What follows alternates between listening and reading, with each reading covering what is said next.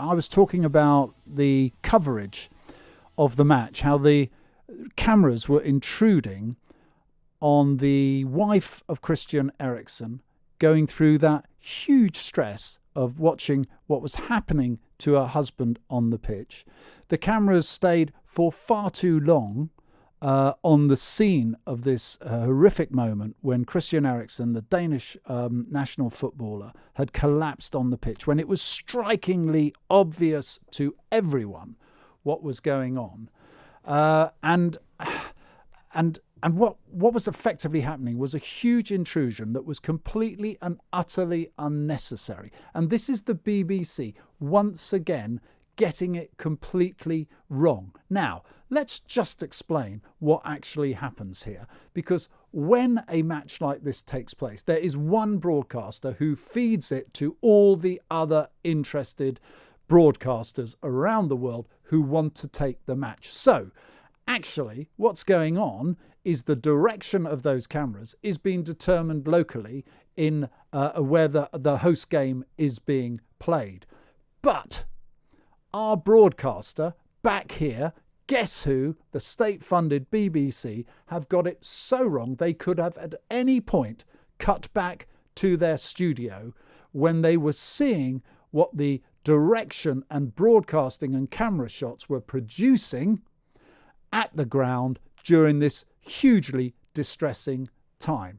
Now, in the first hour, we weren't talking about that. We were rightly focused on what really mattered about the state of Christian Eriksen's health, and given what he was going through, and his family, and most notably his wife.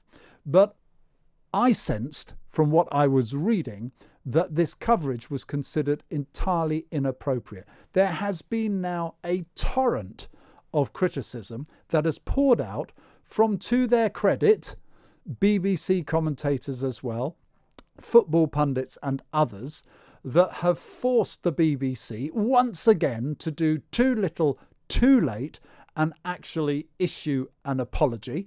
And that apology says, we apologise, this is the BBC, coming down from their throne of utter, total misjudgment once again, and they apologise to anyone who was upset by the images broadcast.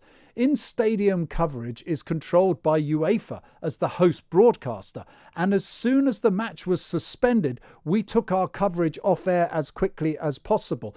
That is utterly contemptuous. Once again, the BBC can't even make the full apology that they should have made, because it was in their gift to stop the streaming of the camera work from the ground and return to their own studio. And by the way, you don't have to trust Nick's judgment here. This is what the others are saying. So you've got Spencer Owen. It must have been very difficult to know what to do from a broadcasting perspective as the Eriksen situation developed. But I can't get my head around the fact that a director must have said, right, now cut to the wife.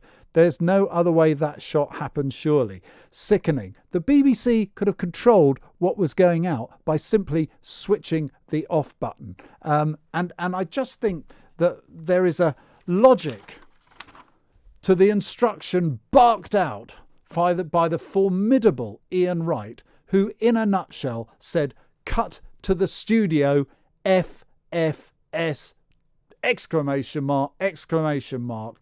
Jermaine Beckford, this needs to cut to the studio now, okay? Frank Bruno, Christian Eriksen, this is not good for the viewing public. Just go back to the studio. Just think of who is watching on the BBC.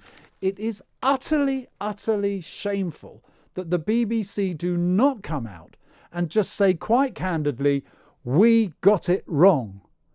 For goodness sake, by now, BBC, you should know what is wrong, because you're doing it far too often. You are a poor judgment at the executive producing level. What is going on? This was not a tough call. And rightly so, you are feeling the wrath from both your own, from the football world, the public as well. Shame on you. Take that apology back and issue a proper apology. Tell me what you think. Call 0344 499 1000. Let your views be known. Let your views be heard. Tweet me at Nick Dubois. Tweet me at Talk Radio. I want to hear from you. Have I got this wrong? Was it perfectly acceptable? What happened? Remember, the BBC may not have controlled the cameras taking the shots, but they could control what we were watching by simply going back to the studio. Shame on them. If you ever want to rally to the cause of defund the BBC, you don't need anyone else to do the work. They're doing it themselves. Enough is enough.